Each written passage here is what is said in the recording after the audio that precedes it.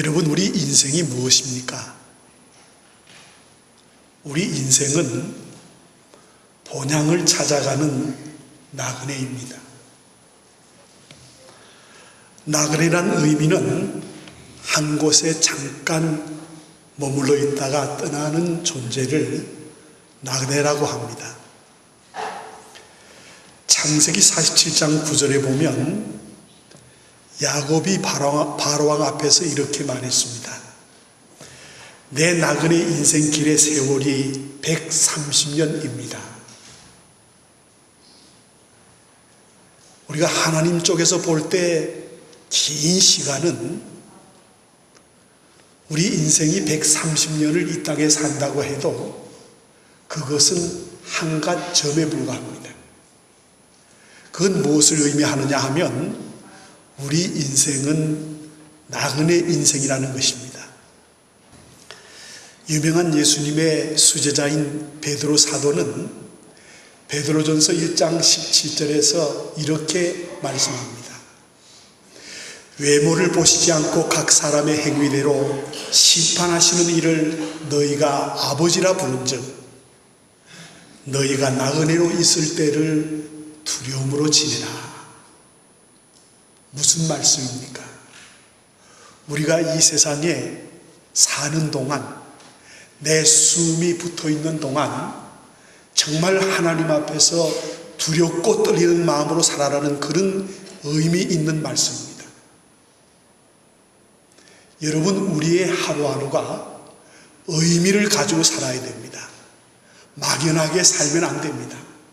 정말 내가 하나님 앞에서 바로 살고 있는가?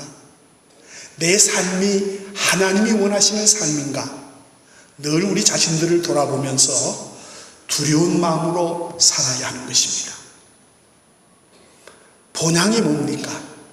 본향은 우리가 장차 가야 할, 우리가 가서 살아야 할 천국을 말합니다. 영원한 고향을 말합니다. 그것이 하나님이 계시는 천국입니다. 여러분, 천국에 있는 것을 믿으시죠? 예, 우리는 우리가 가야 할 본향을 바라보면서 오늘도 우리는 한 걸음 한 걸음 인생을 걸어가고 있는 것입니다. 그러면 첫째로 천국이 존재하는가?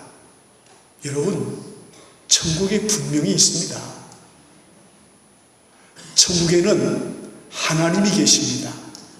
천국은 영원한 행복한 나라인 것입니다. 그래서 우리 성경에도 보면 사람이 죽은 후에는 그것으로 끝나는 것이 아니라 부활이 있고 부활 후에는 하나님의 심판이 있다고 분명히 성경은 말합니다. 부활에는 두 가지가 있는데 생명의 부활과 심판의 부활이 있습니다. 이 생명의 부활은 예수님이 재림시에 구원받아 낙원에 있던 성도들이 부활하여 영혼과 몸이 합쳐지는 것을 말하고, 이 심판의 부활은 천년왕국이 끝나면 땅에 묻혔던 구원받지 못한 자들의 영혼이 심판받기 위해서 부활하는 심판의 부활입니다.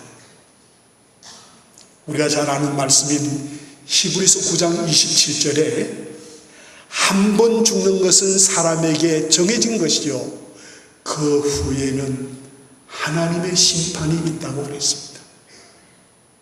여러분, 분명히 마음에 담으시기 바랍니다.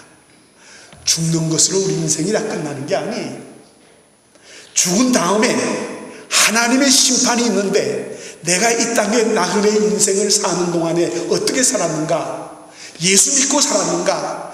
예수님을 나의 구주로 영접하고 살았는가? 바르게 살았는가를 하나님께서 심판하실 것입니다.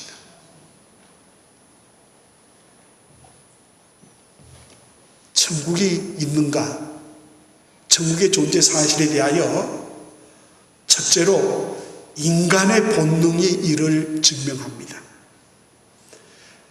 병아리와 오리새끼를 갓 부화시켜 물가에 갖다 놓으면 이 병아리는 물에 관심이 없으나 오리 새끼는 물을 보자마자 뛰어들어가서 헤엄을 치면서 좋아합니다. 왜냐하면 이 오리 새끼는 헤엄을 치는 본능을 갖고 태어났기 때문에 물을 보면 사죽을 묻습니다. 좋아해요.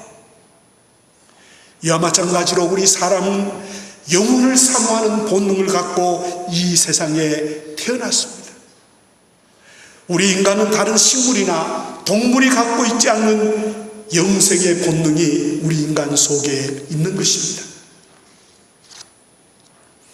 구원받은 성도들은 천국의 대기소인 낙원에 가 있고, 구원을 받지 못한 사람의 영혼은 죽으면 지옥의 대기소인 음부에서 고난을 받다가 이 부활 후에 지옥 불못에 들어가서 영원한 고난을 받게 되는 것입니다. 전도서 3장 11절에 보면 하나님께서 사람들에게는 영혼을 사모하는 마음을 주셨다고 했습니다. 우리가 다른 어떤 개나 돼지나 소와 다른 점이 인간이 뭐냐 하면 우리 속에는 하나님을 사모하고 영혼을 사모하는 마음을 주셨어요. 그래서 우리 인간이 아무리 많이 소유하고 가지고 있어도 마음의 만족이 없는 건 뭐냐 하면 이 우리의 영혼이 하나님으로 가득 채워줄 때 진짜 만족이지, 행복이지, 아무리 세상 것 많이 가졌어도 이곳에 하나님이 채워지지 않으면 그 사람은 불행한 사람이 될 수밖에 없는 것이고, 이제 점점 가을이 다가오면 허전해질 수밖에 없는 겁니다. 두 번째, 천국이 있다는 그 사실을 증명하는 것은 우리 자연계를 보았어도 알 수 있습니다.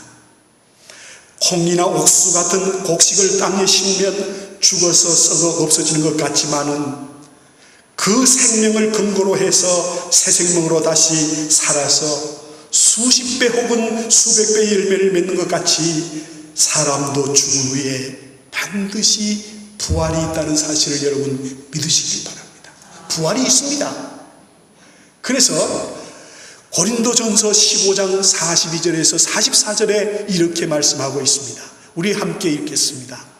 죽은 자의 부활도 그와 같으니 썩을 것으로 심고 썩지 아니할 것으로 다시 살아나며, 욕된 것으로 심고 영광스러운 것으로 다시 살아나며, 약한 것으로 심고 강한 것으로 다시 살아나며, 육의 몸으로 삼고 신령한 몸으로 다시 살아나느니 육의 몸이 있은 적도 영의 몸도 있느니라. 아멘. 자, 우리는 육의 몸도 가지고 있지만은 제일 중요한 하나님이 주신 영의 몸도 가지고 있습니다. 죽음이 뭡니까? 죽음은 하나님이 주신 영과 육이 갈라지는 것이 죽음이에요. 생명은 뭡니까? 생명은 이 코 아래에 있어요. 코 바로 아래. 지금 여러분 코 아래를 만져보면 생명이 왔다 갔다 해요. 숨이 들락날락하는데 여기서 숨이 끊어지면 그렇지. 그런데 그것으로 끝나는 것이 아니라 그 후에 하나님의 심판이 있다는 겁니다. 그러므로 사랑하는 우리 성도 여러분, 예수 잘 믿는 우리 성도들이 되시기를 주님의 이름으로 축복합니다.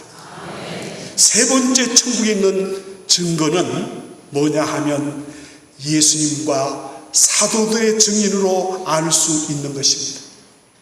예수님께서 십자가에 달리시기 전에 두려워하는 제자들에게 말씀하시기를 요한복음 14장 1절에서 3절에 이렇게 말씀하셨습니다.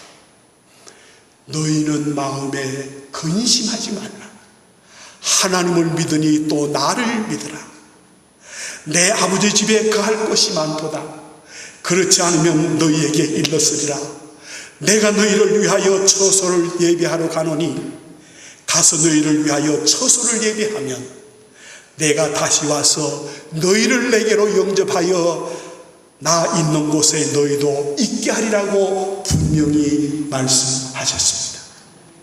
요한계시록을 쓴 사도 요한은 patmos섬에 귀양 가서 있는 동안에 천국의 놀라운 광경을 보고 그 광경을 기록했는데 그것이 바로 오늘 우리가 읽은 요한계시록입니다. 그는 예수님이 운명하신 후 비겁하게 도망갔던 사람인데 부활하신 예수님을 만난 후에 그가 죽기까지 부활과 천국의 메시지를 증거했고, 예수님의 대부분의 많은 제자들이 무서워서 도망갔던 사람들인데 죽기까지 십자가와 천국을 증거하다가 예수님의 제자 모두가 다 순교하고 말았습니다. 성도 여러분, 거짓을 증거하다가 목숨까지 버리겠습니까?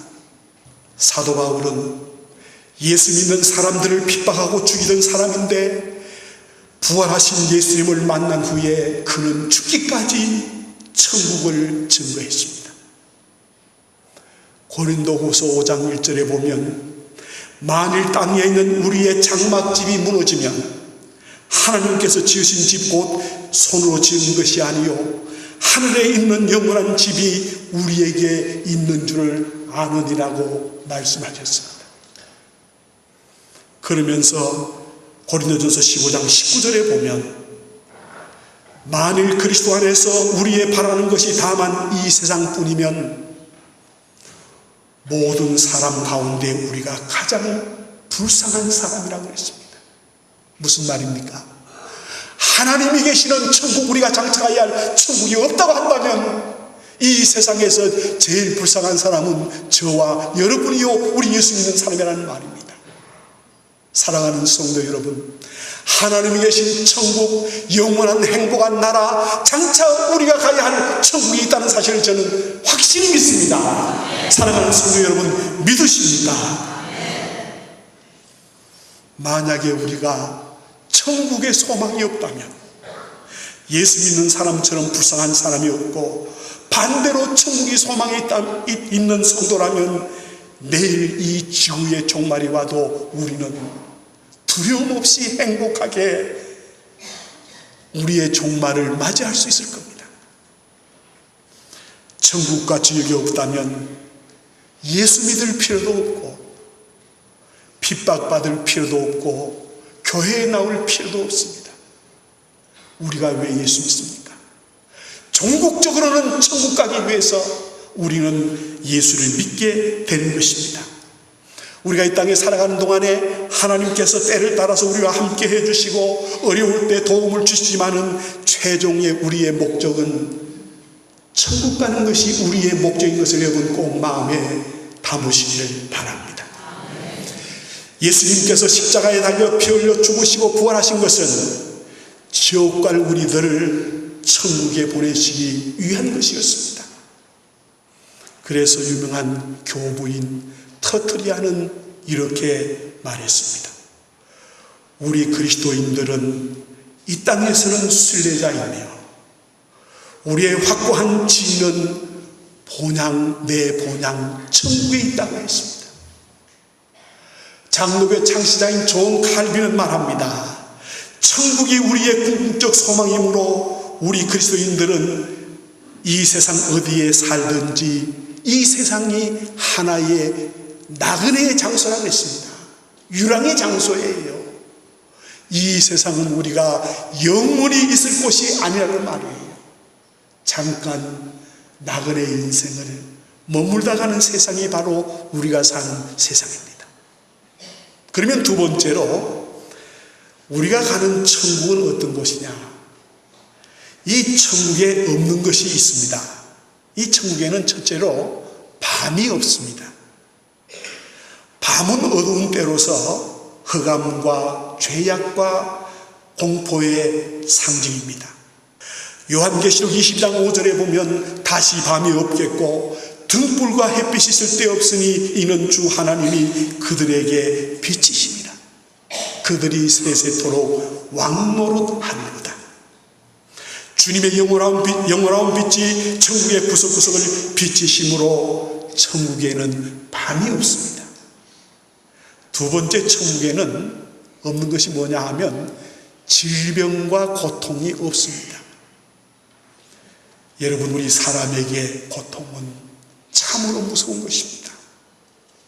우리가 알 수 없는 병들이, 여러 가지 질병들이 우리 사람들을 아프게 하고 고통스럽게 하는 것이 우리가 살고 있는 이 세상입니다. 그러나 우리가 장차가야 할 천국에는 이런 질병이나 고통이 없이 영원히 행복하게 사는 나라인 것을 여러분 믿으시기를 바랍니다. 세 번째 천국에 없는 것은 뭐냐 하면요, 죽음과 슬픔이 없습니다. 이 세상은 온통 슬픔으로 가득 차 있습니다. 여러분, 이 세상에서 가장 큰 슬픔은 뭡니까?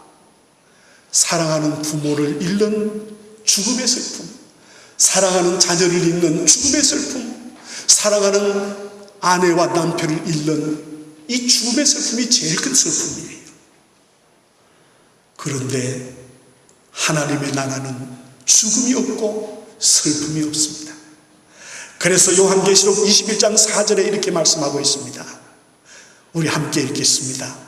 모든 눈물을 그 눈에서 닦아주시니 다시는 사망이 없고 애통하는 것이나 곡하는 것이나 아픈 것이 다시 있지 아니하리니 처음 것들이 다 지나갔습니다. 아멘. 여러분, 하나님이 이 땅에서 흘리신 눈물을 천국에 가면 하나님께서 우리 눈물을 닦아주실 거예요. 여러분, 천국에는 사망이 없습니다. 애통하는 것이 없습니다. 곡하는 것이 없습니다. 아픈 것이 없습니다. 질병이 없습니다. 이렇게 영원한 행복한 나라 가기 위해서 우리는 지금 이 땅에서 나그네 생활을 준비하는 것 아닙니까? 네 번째 천국에는 따라하십시다. 근심과 염려가 없습니다. 천국에는 근심과 염려가 없어요. 우리가 사는 이 세상에는 자녀들 때문에 입학 문제, 결혼 문제, 여러 가지 어려운 문제 때문에 얼마나 염려와 근심이 많습니까? 사업 문제 때문에, 사람들의 관계 때문에 염려와 근심이 많습니다. 우리가 사는 이 세상은 온통 염려와 근심이 그칠 날이 없습니다. 여러분, 얼마나 염려와 근심하며 이 세상을 살아갑니까? 여러분, 천국에는 걱정과 근심이 없습니다. 그날을 사모하시기 바랍니다. 그 다음에 천국에는 유혹과 죄가 없습니다. 사탄이 우리 조상인 아담과 하와를 유혹하고 범죄케 하면서 이 세상에 죄가 들어왔습니다. 아무리 잘 사는 선진국이라도 죄가 없는 것은 없으며 또 마귀가 없는 것은 없습니다. 성경은 우리가 날 때부터 죄 가운데 출생했고 죄악 중에서 방황한다고 말하고 있습니다. 모든 사람은 다 죄의 유혹을 순간순간 받으며 살아가고 있습니다. 그런데 우리가 장차가야 할 천국에는 유혹이나 범죄가 없는 것입니다. 네 번째, 천국에는 바다가 없습니다. 바다가 없다는 것은 폭풍이 없다는 거예요. 바다는 고달픈 곳입니다. 이와 같이 세상은 살기가 참 고달픈 세상입니다. 이 세상에는 진정한 편안이 없습니다. 일곱 번째로, 천국에는 변함이 없습니다. 유명한 미국의 나이아가라 폭포, 큰 대폭포 아니에요. 세계적인 폭포인데 조금씩 전문가들에 의하면 이 나이아가라 폭포가 지금 침식되어 들어가면서 변하고 있다는 겁니다. 그러나 우리가 가야 할 하나님이 계신 천국은 영원히 변하지 않고 파괴되지 않는 행복한 나라인 것입니다. 이 나라를 여러분 사모하시기 바랍니다. 세 번째, 천국에 있는 것들이 무엇입니까? 천국에 있는 것들을 제가 다 이 시간 열거할 수 없지만은, 천국의 그 아름다움을 다 표현할 수 없지만은 천국에 대한 몇 가지를 제가 설명을 하려고 합니다. 천국에는 아름다운 도성이 있습니다. 새 예루살렘이 있습니다. 새 예루살렘에는 해함도 악함도 위험도 없는 곳입니다. 이곳의 사람들은 모두가 다 행복합니다. 신부가 신랑을 위하여 단장한 것 같이 아름다운 도성이 바로 천국인 것입니다. 이 천국에는 두 번째로 기쁨과 행복만이 있습니다. 천국에는 슬픔과 불안과 근심 대신에 행복만이 있습니다. 아름다운 노래가 항상 들려오고 생명수 강이 흐르고 그 강가에는 온갖 생명 과일이 철을 따라서 열매를 맺습니다. 여러분, 이 세상에서 제일 기뻤던 일에 1000배를 더해도 우리가 가야 할 천국보다 못한 것입니다. 아무리 이 세상에서 제일 행복했어도 천국과는 비교할 수 없다는 말이에요. 세 번째, 천국에는 세상에서 아름답고 좋은 집보다 몇 배 더 아름다운 집이 예수님의 피로 구속받은 성도들을 위해서 예수님께서 예비해 놓으셨습니다. 예수님께서 말씀하십니다. 너희는 마음에 근심하지 말라. 내 아버지 집에 거할 것이 많도다. 사랑하는 성도 여러분, 예수님이 거짓말을 하시겠습니까? 아닙니다. 예수님의 말은 진실입니다. 믿어야 합니다. 그 다음에 네 번째로 천국에는 예수님이 계십니다. 천국에는 순금으로 만든 거리가 있고 12 진주문이 있고 아름다운 집이 있고 별별 것이 다 있다 해도 만약에 예수님이 계시지 않는다고 하면 아무 의미가 없는 것입니다. 천국에는 예수님이 계십니다.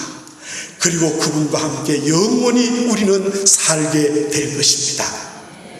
예수님께서 말씀하셨습니다. 내가 다시 와서 너희를 나 있는 곳에 영접하여 나 있는 곳에 너희와 영원히 함께 살리라. 여러분은 주님 앞에 갔을 때, 천국에 갔을 때 어떻게 주님 앞에 고백하시겠습니까? 무슨 고백을 여러분 하시기를 준비하고 있습니까?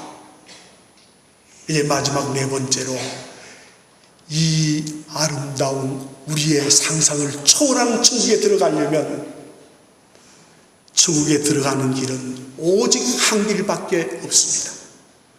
우리 죄를 대속하시려고 십자가를 지시고 죽은 지 사흘 만에 다시 승천하시고 다시 재림하신 예수님을 나의 구주로 믿고 영접할 때 천국에 들어갈 수 있는 것입니다. 아무리 지위가 있고 대재벌이라도 예수 믿지 않으면, 예수 영접하지 않으면 천국에 갈 수 없습니다. 여러분, 예수님을 나의 구주로 영접하셨습니까? 예수님을 내 주인으로 믿습니까? 그러면 천국 갈 비자를 받아 놓으신 거예요. 아무 때라도 하나님 오라 하시면 저와 여러분은 갈 수 있는 것입니다. 여러분, 예수 믿고 다 천국에 가는 축복을 누리시기를 바랍니다. 예수님의 보혈로 죄사함 받고 거듭난 자는 다 천국에 들어갈 수 있습니다. 저와 여러분은 천국의 주인입니다. 우리 인생길 나그네 인생입니다. 잠깐 사는 인생이에요. 그렇게 길이 가지 못해요. 모세는 시편 90편에서 말합니다. 우리 인생의 연수는 70이에요. 좀 더 건강하면 80이라 그랬어요. 가만히 우리 인생을 돌아보니까 이 70이 넘으면 모든 게 다 고장이 나요. 동작이 느려지고 귀가 잘 들리지 않고 눈이 잘 보이지 않고 이 고장이 나요. 그 모세의 그 시편 90편이 맞아요. 사실 70, 80 넘으면 사는 게 아니에요. 성도 여러분, 우리가 가야 할 고향 천국을 바라보시길 바랍니다. 천국은 예수 그리스도를 나의 구주로 영접하는 사람만이, 예수 그리스도를 나의 주인으로 받아들인 사람만이 천국에 갈 수 있습니다. 성도 여러분, 다 우리 주님 믿고 천국 가는 축복을 누리는 우리 서문의 모든 가족들이 되시기를 주님의 이름으로 축복합니다. 축복합니다.